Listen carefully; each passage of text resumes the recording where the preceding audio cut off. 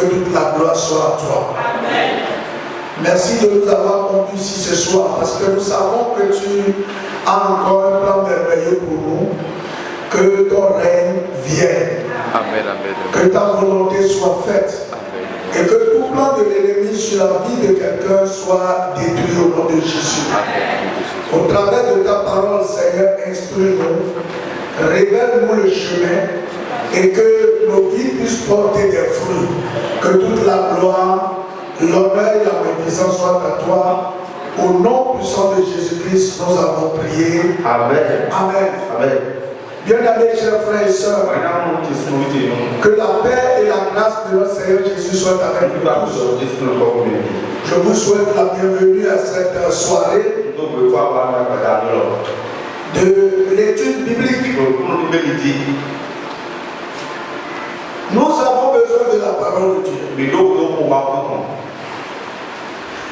Nous venons de passer des temps de Pentecôte. Mais lorsque nous lisons dans la Bible, nous avions vu des choses après la Pentecôte qui font réfléchir. Après la Pentecôte, nous avions vu que Dieu a déversé son esprit sur les apôtres et sur les autres qui étaient avec eux, puisqu'ils étaient au total 120. Et nous avions vu que lorsque le Saint-Esprit est venu sur eux, l'heure qui a pris une nouvelle tournure. Nous avions vu Pierre par exemple, avec l'estropié dans Actes le chapitre 3. Nous avions vu que Dieu a utilisé Pierre et l'estropié a retrouvé la faculté qu'il avait perdue. C'était extraordinaire. Alors je veux vous parler de l'après-Pentecôte ce soir. L'après-Pentecôte. Comment, même après Pentecôte, on peut avoir des blocages si on ne comprend pas les vérités que le Saint-Esprit est venu nous enseigner.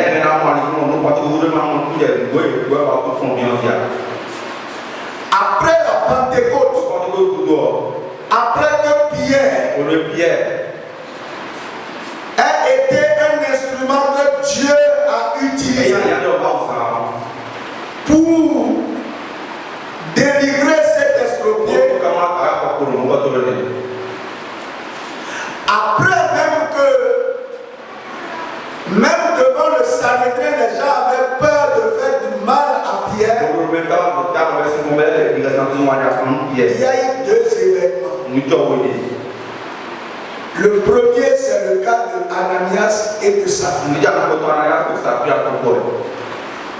Voyez, ces hommes étaient parmi ceux qui persévéraient dans l'enseignement des apôtres, dans la fraction du pain, et qui jouissaient quand même de la grâce du Seigneur. Mais dans Actes le chapitre 5, nous avions vu que Ananias a menti quand même au Saint-Esprit. Le Saint-Esprit, c'est Dieu. Quelqu'un ayant fait l'expérience du baptême du Saint-Esprit et finit par mourir. C'est une première remarque que je voulais que vous fassiez. La deuxième remarque que je voulais que vous fassiez avec moi, c'est dans Actes le chapitre 6. Toujours après le baptême du Saint-Esprit. Nous voyons que Actes chapitre 6, verset, on dit en ce temps-là, le nombre des disciples augmenta. Les ennemis murmuraient contre les Hébreux parce que leurs veuves étaient négligées dans la distribution qui se faisait chaque jour. Les 12 convoquèrent la multitude des disciples et dirent: il n'est pas convenable que nous laissons la parole de Dieu pour servir aux tables.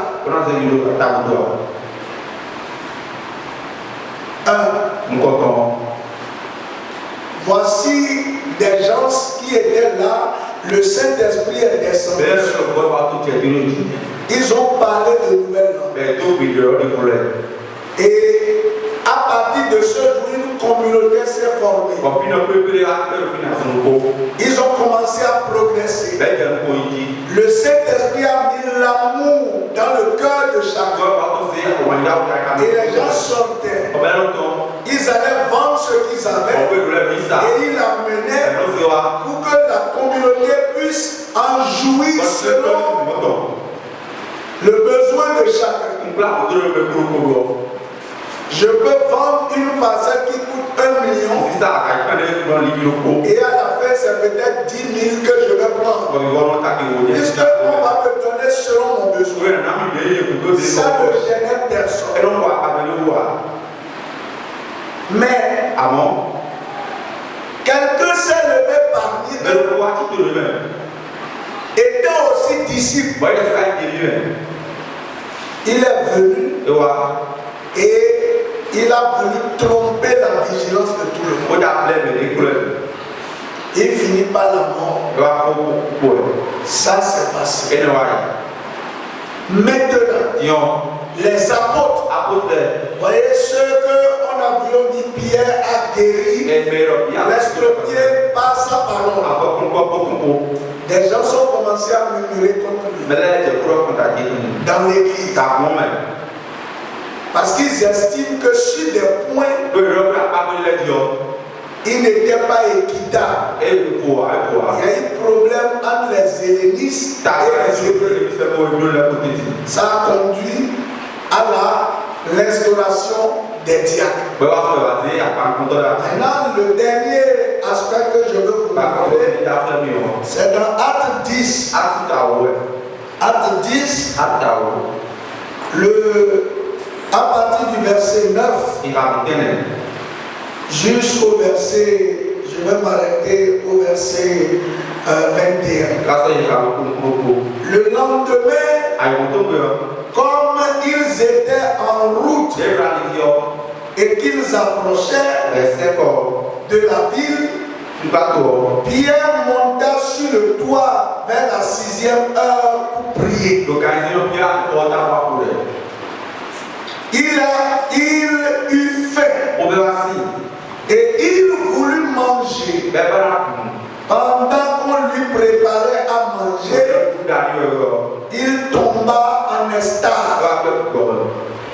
Il vit le ciel ouvert et un objet semblable à une grande nappe attachée par les 4 coins qui descendait et s'abaissait vers la terre. Et où se trouvaient tous les quadrupèdes. Les quadrupèdes, c'est des reptiles ayant 4 pattes. Nous nous savons des quadrupèdes.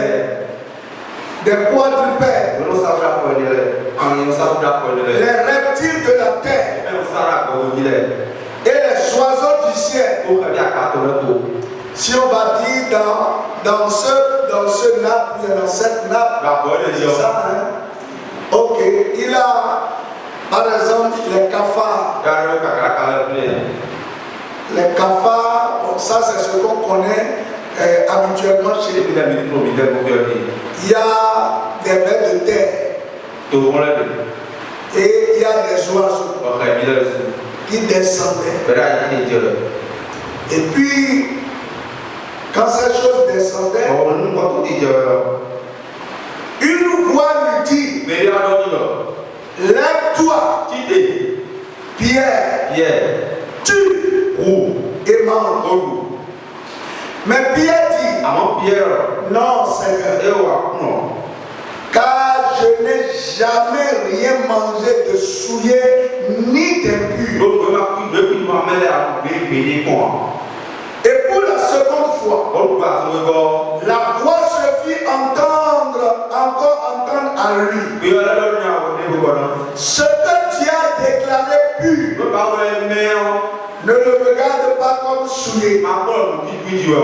Cela arriva jusqu'à 3 fois. Et aussitôt, après, l'objet fut retiré dans le ciel. Tandis que Pierre ne savait en lui-même que penser du sens de la vision. Voici les hommes envoyés par Corneille s'étant informés de la maison de Simon se présentèrent à la porte et demandèrent à haute voix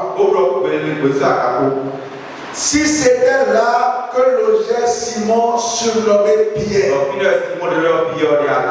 Et comme Pierre était à réfléchir sur la vision, l'Esprit lui dit, voici 3 hommes te demandent, lève-toi, descends et pars avec eux, car c'est moi qui les ai envoyés. Verset 21. Pierre donc descendit et il dit à ses hommes, voici, je suis celui que vous cherchez. Quel est le motif qui vous amène? Ce soir, je reviens sur la problématique que nous développons. La malédiction. En temps normal,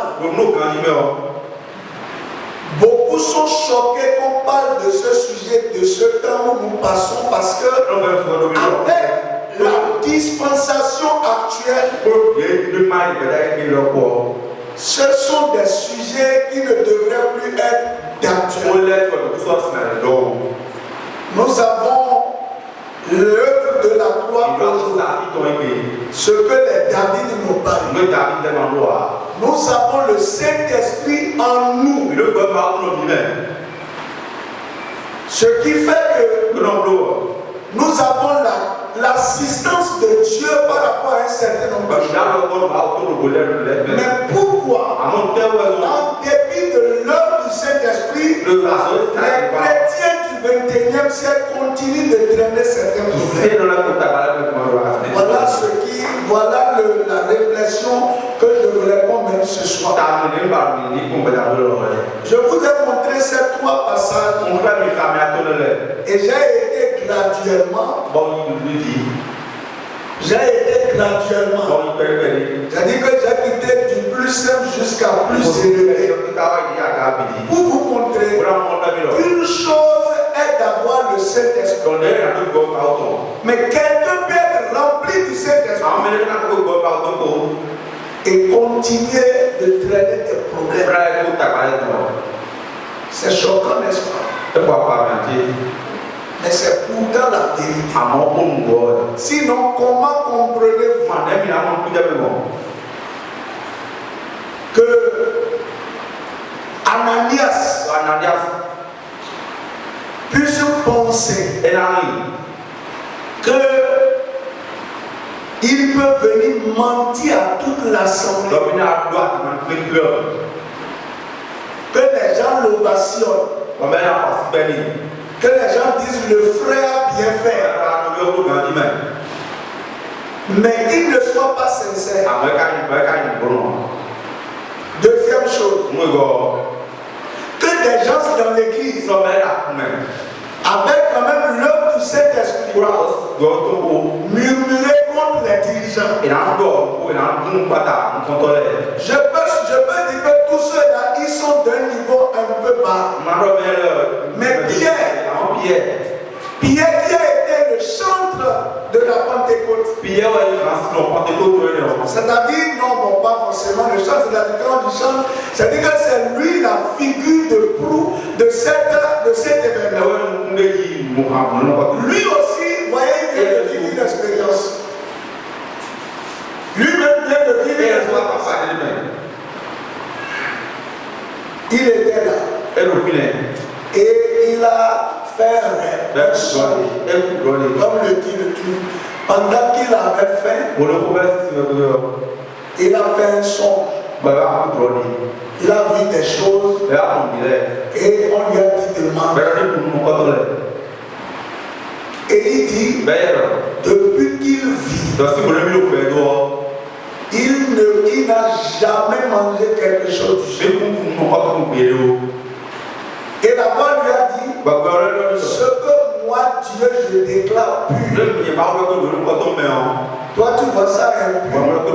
Il dit, cela est arrivé trois fois.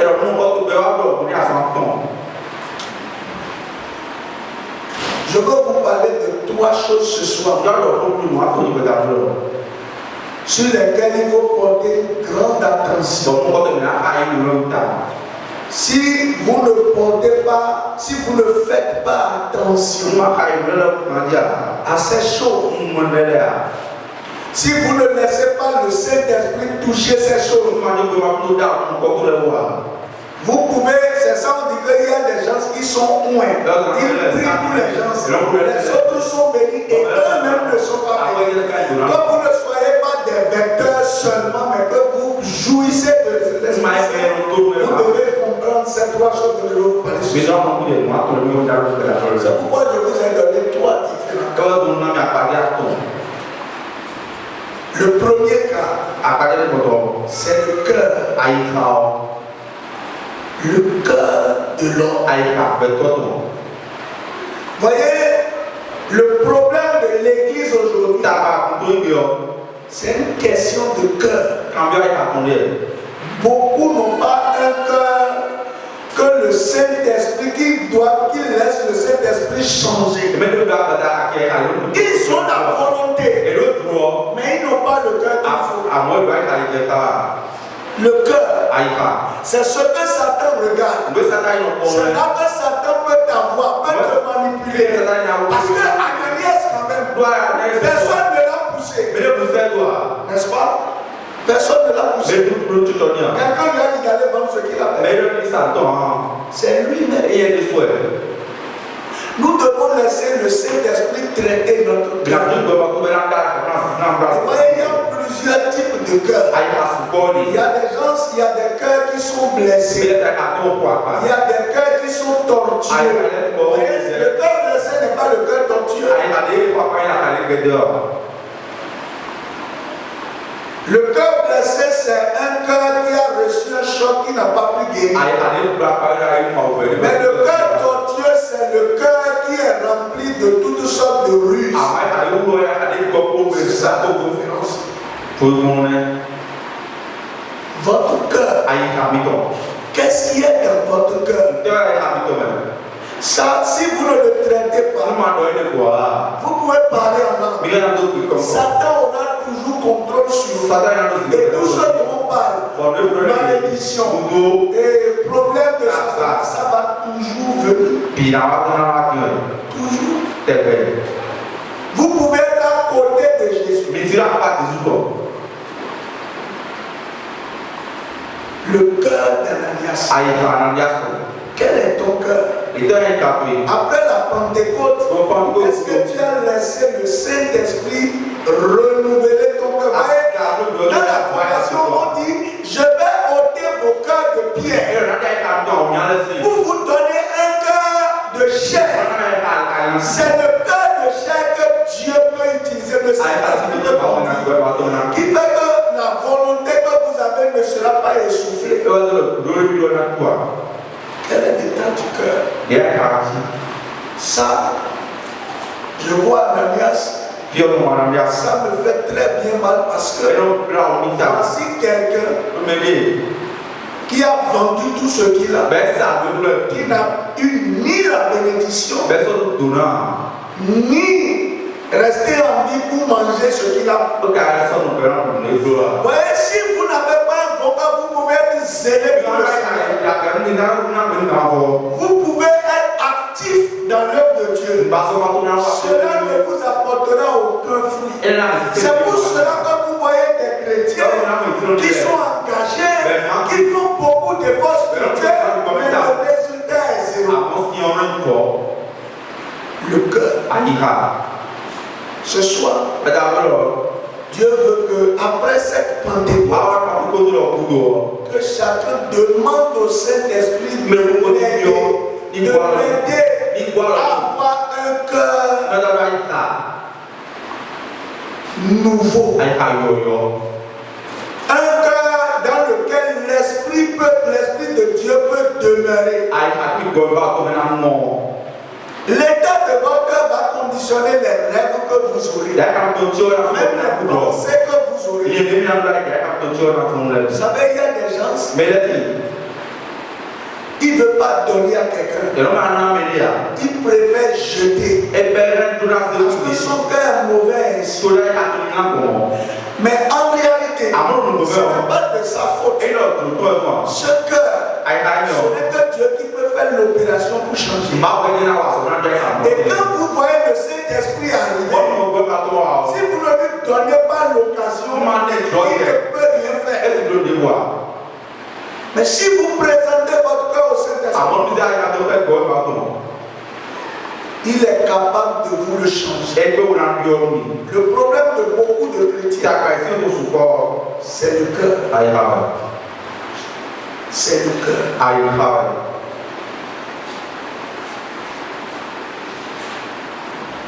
Deuxième chose que vous devez laisser vraiment le Saint-Esprit corriger en vous,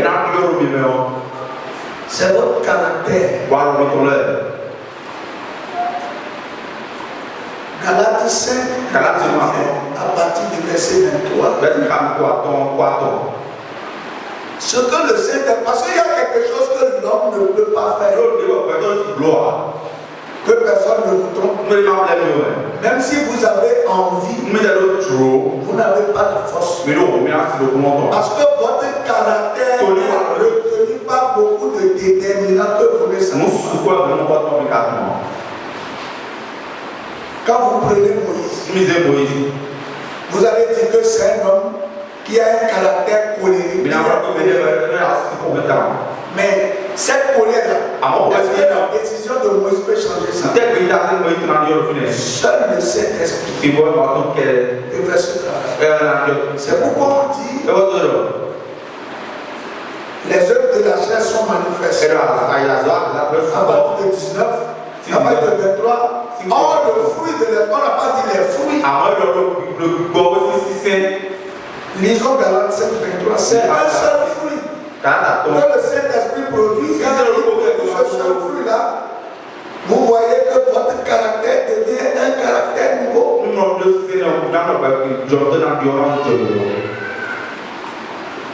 Quelqu'un là?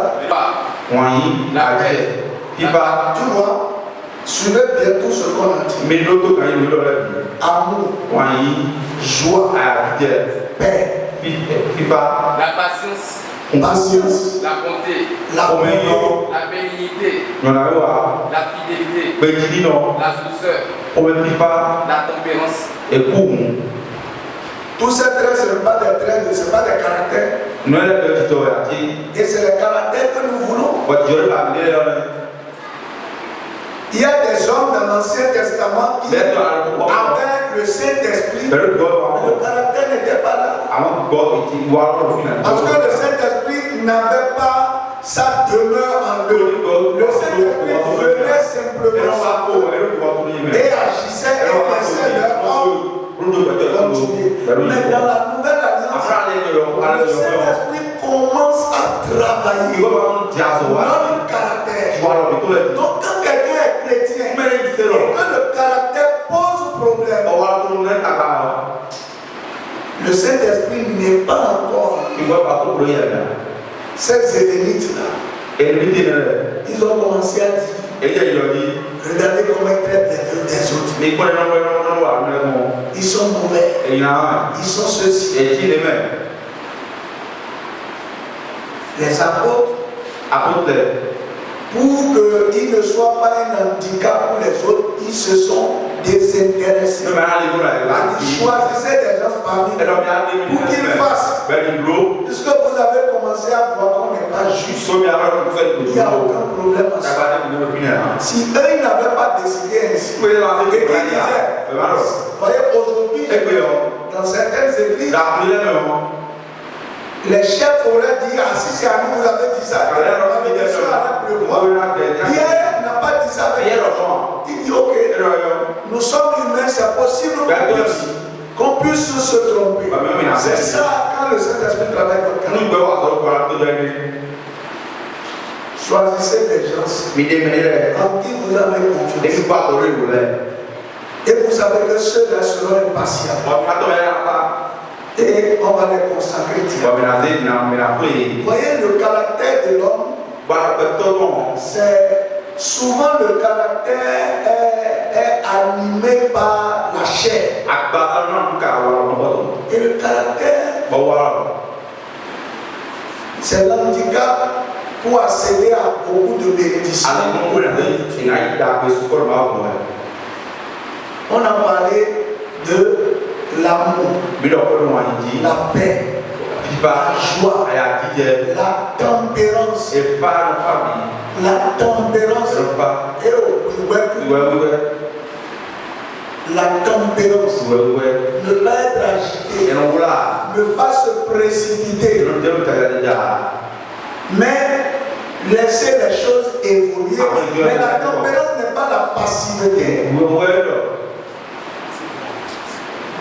La passivité, c'est ne pas faire les choses au motif qu'elles sont peut-être difficiles ou qu'elles sont complexes. C'est la passivité. C'est le refus de faire les choses, c'est le refus d'action qu'on appelle passivité. Mais la tempérance. Regardez ce qui est arrivé à Saül. Loin de Dieu. Il a manqué de patience. Et il a fini en peine de faire le sacrifice. Et le prophète arrive. Le sacrificateur arrive. Et ça a été la cause de sa déchéance. Voyez, le caractère aujourd'hui. Nous courons après, oui, je veux le miracle, je veux le progrès, je veux l'élévation. Mais je vais vous expliquer. Si vous n'avez pas le caractère qui convient à ce que vous aspirez, Dieu peut vous donner ça, mais votre caractère va vous ramener à. Combien n'ont pas connu d'élévation? Mais à cause de leur caractère, ils n'ont pas pu rester. Aujourd'hui, c'est vrai, puisqu'on parle de la bataille pour la destinée, c'est important de comprendre qu'un élément important qui va permettre à nos êtres de destinée de collaborer avec vous, c'est votre caractère. Et voyez, souvent nous négligeons des choses. Jésus un jour a demandé à ses disciples, qui dit-on que je suis? Et il a laissé les gens faire des commentaires. Et il a demandé à ceux qui sont autour de lui, qui vivent avec lui, tous les jours, vous là, qu'est-ce que je suis pour vous? Quel est le caractère qui transparaît en vous? Franchement, ne négligez pas ça. Chacun qui est debout a ses bons côtés et ses mauvais côtés. Mais tenez compte aussi de ce que tout le monde dit. Et demandez au Saint-Esprit de vous aider. Parce que pour la plupart du temps, que ce soit les fondements, que ce soit les malédictions, souvent ils s'accrochent au caractère des gens. Ils s'accrochent au caractères des gens. Samson. Pourquoi il est tombé dans le piège des Philistins? Les gens savaient qu'il aime la femme. On le connaît comme quelqu'un qui a une faiblesse par rapport à la femme. C'est comme ça, il y a des gens qui savent qu'ils ne savent pas se retenir. Ils ne savent pas garder leur bouche. Tout le temps, vous n'avez jamais la joie. Votre vie est privée de joie. Et vous avez quand même le Saint-Esprit. Vous devez vous poser des problèmes, des questions. Le Saint-Esprit vient travailler votre caractère. Le Saint-Esprit en vous vient travailler votre caractère. Aujourd'hui, c'est vrai. Nous voulons prier que les malades soient guéris. Nous voulons prier que des miracles s'opèrent. C'est très bon. Mais ça, là, sans le fruit de l'Esprit, ne vous amène pas loin. Ça ne vous amène pas loin. L'Esprit en vous travaille votre caractère. Et ça, c'est la deuxième chose. Si vous voulez, c'est Dieu vous donne son assistance pour que vous quittiez le contrôle du diable. Si vous voulez quitter vraiment le contrôle du diable, alors de façon pratique, comment est-ce qu'on réussit à laisser le Saint-Esprit travailler? Vous êtes tous conscients. Personne ici n'ignore ce qui est bon et ce qui est mauvais. Et quand vous voulez agir, quelquefois, vous savez en vous la lettre que ce que vous voulez faire, ce n'est pas bien. Mais vous insistez quand même pour aller dans la mauvaise direction. C'est ça. Il fait qu'on tréballe les problèmes, qu'on tréballe. Puisque la Bible dit la malédiction sans cause n'a point d'effet. Donc si la malédiction ne trouve pas quelque chose, quelle que soit la personne qui la prononce, ça n'aura aucun impact sur votre. Les fondements, les hôtels, tout ça, le nœud central, c'est ce que je suis en train de vous dire. Le cœur, le caractère, voilà les nœuds de ce truc que tient. Le dernier que je veux vous dire, l'état de votre cœur fera que vous allez éviter des problèmes, même sans prière. Puisque si le diable sait que vous êtes quelqu'un qui est enclin à la jalousie par exemple, ou qui est enclin à l'orgueil, il va l'agiter en vous. Vous allez avoir des considérations. Parce que tout pas des considérations qu'on a. C'est à moi il a dit ça. Regarde comment il fait. Et regarde pourquoi il fait.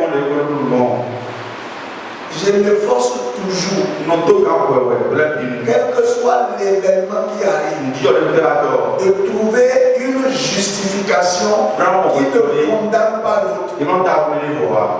Exemple,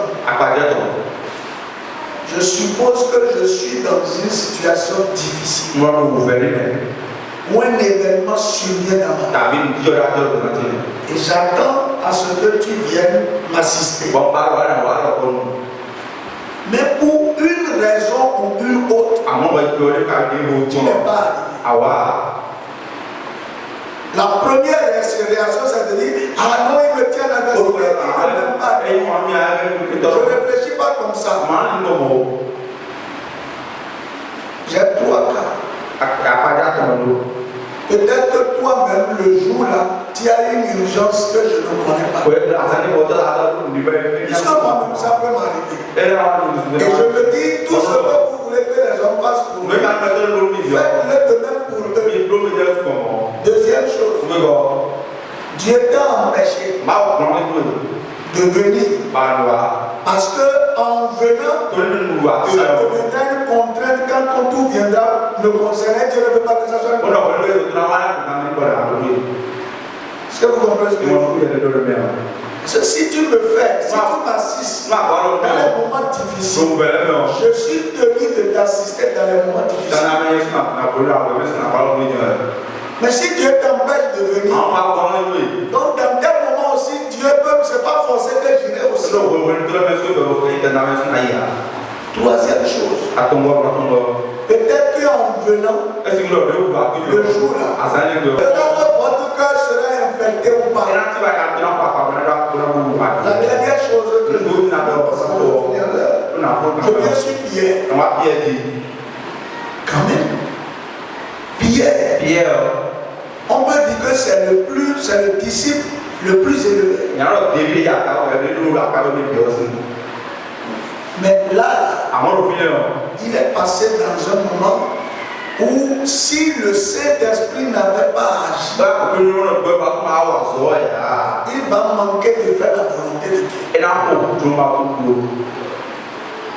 De quoi s'agit-il? Il y a un homme qu'on appelle Corneille, qui est un païen. Vous voyez, on appelle païen tous ceux qui ne sont pas juifs. C'est d'abord ça. Tous les autres peuples non juifs sont appelés des païens ou des gentils. On peut se convertir après. Alors, cet homme, bien qu'il soit païen, on ne sait pas qui lui a parlé de Dieu. Mais voilà un homme qui était attaché à Dieu, qui priait et qui donnait de l'offrande sans connaître véritablement ce vrai Dieu. Il y a des gens comme ça. Et Dieu décide de l'intégrer dans son alliance. Or, il faut un connaisseur pour aider quelqu'un qui ne connaît pas. Et celui qui pouvait faire ce travail pour que ça soit crédible, c'est Pierre. Mais dans la tête de Pierre, il y avait des blocages. Dans la pensée de Pierre, l'évangile n'est pas pour des gens si ce n'est pas des juifs. Même si tu as dit qu'ils doivent aller à Jérusalem, à Samarie, jusqu'aux extrémités de la terre, Pierre ne comprend pas que des gens qui ne soient pas juifs puissent se convertir. D'ailleurs, c'est pourquoi il est appelé l'apôtre des juifs. Mais Dieu voulait que ce soit lui. Il avait des pensées. Lui-même il dit d'ailleurs, je n'ai rien mangé de pareil depuis ma naissance. Les pensées bloquées. Lorsqu'on parle de forteresse, vous pensez que c'est quoi? Ce sont ces gens de pensées bloquées qui s'opposent à la pensée de Dieu. C'est ça. Paul, en parlant de forteresse, parle de ces gens de pensée. La source de l'échec de beaucoup, c'est l'existence des pensées en lui qui s'opposent aux pensées de Dieu. Et si le Saint-Esprit ne vous éclaire pas, vous ne pouvez jamais savoir que cette pensée est la source de votre blocage. Et ça, c'est toute la difficulté de la vie. Et ce n'est qu'à des séances comme ça qu'on peut en parler. Les pensées qui sont en vous vont empêcher que Dieu vous donne ce que vous voulez de façon facile. Parce que lui, il n'a jamais mangé quelque chose comme ça. Donc ce n'est pas mangeable. Vous avez vu comment il a tiré la conclusion? Lui n'a jamais mangé ça. Donc, parce qu'il n'a jamais mangé ça, ce n'est pas mangeable. Les pensées. Et vous avez vu, le Saint-Esprit l'a lui a parlé. Et même après la parole du Saint-Esprit, il ne comprenait pas toujours. Parce que le Saint-Esprit lui a dit quoi? Il a entendu la voix de l'Esprit. Il dit ce que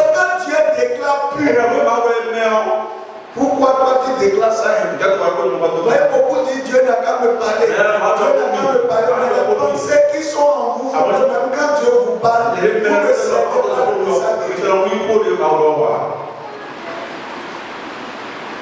Alors, l'esprit a été obligé de dire ceux qui te cherchent là, ce sont des païens.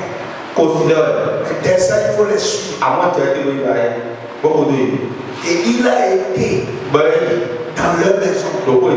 Ce qui est contraire pour un juif, d'entrer dans la maison de quelqu'un qui n'est pas juif, c'est un sacrilège. Et c'est ça le problème de beaucoup de chrétiens. Je le dis toujours, mais ce soir je répète parce que nous venons de passer la Pentecôte. C'est une nouvelle dimension. Mais vous ne pouvez pas voir la grandeur de Dieu si vous ne laissez pas le Saint-Esprit conduire vos pensées. Là où Dieu va vouloir te bénir, ce n'est pas forcément là où toi tu espères. La façon dont Dieu va vouloir te bénir n'est pas forcément ce que toi tu as résolu dans ta vie. Celui auprès de qui tu comptes obtenir solution n'est pas forcément celui que tu as prédisposé pour la solution de ton problème. Les pensées. Les pensées. Quelles sont tes pensées? Est-ce que vraiment tes pensées sont en harmonie avec les pensées de Dieu? Pour atteindre le niveau auquel tu aspires. Alors je voudrais qu'après cette Pentecôte, tu demandes au Saint-Esprit de mettre la lumière dans tes pensées pour que tu voyes les choses comme Dieu veut que tu les vois. Souvent, quand les gens ne sont pas encore mariés, ils sont pressés. Ils veulent à tout prix se marier.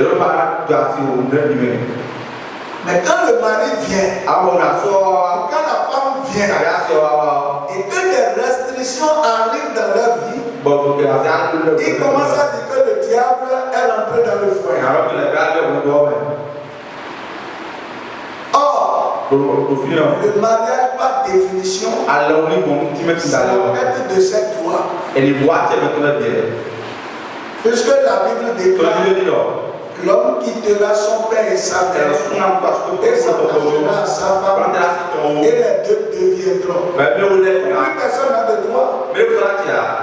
Et ce qu'on va devenir là, on ne l'était pas avant, c'est maintenant qu'on travaille pour. Donc c'est difficile pour ces personnes d'être obligé de demander la permission de sortir. Ils trouvent que non, c'est exagéré, mais c'est pour ça que tu as soustrait. Aussi longtemps que c'est difficile à intégrer, tu vas dire c'est le diable, c'est pas le diable. Il y a beaucoup. Vous dites non, les finances, ça ne va pas, ça fait un problème. Mais comment tu gères? Jésus même là, quand il a fait le miracle, il y a toujours un reste. Là, il a fait le miracle, tout est fini. Quel que soit ce que Dieu te donne, il s'attend à ce qu'il y ait un reste. Aussi longtemps que tu ne vas pas comprendre ça, ça sera difficile. Et il n'y a personne qui ne puisse économiser sur cette terre. Il n'y a personne. C'est une question de volonté et une question d'option. Je peux avoir 5 000, découvrir les 5 000, donc je peux avoir 1 000 francs et économiser dans les 1 000 francs. C'est une option. Je fais les options. Et Dieu a créé l'homme avec beaucoup de capacités de capacité. Je prie qu'après cette Pentecôte, Dieu travaille